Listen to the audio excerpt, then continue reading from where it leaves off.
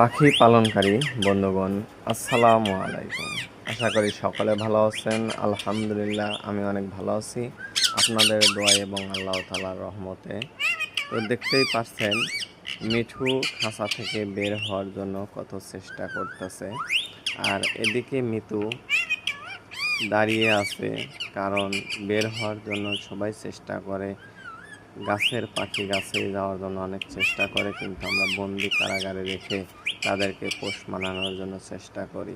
আসলে তাদেরকে যদি ভালোবাসা দেয়া যায়, তাহলে তারাও একদিন ঠিকই পোষ মেনে যাবে। কারণ তারা ছোট থেকেই তো বড় হয়েছে এভাবে। তো সবাই আমার মিঠু আর মিতুর জন্য দোয়া করবেন, তারা যেন সঠিক নিয়মে ভালোভাবে যেন বাঁচতে পারে এবং তারা যেন সবসময় অ্যাক্টিভ থাকতে পারে। সবাই ভালো থাকবেন, সুস্থ থাকবেন। ধন্যবাদ।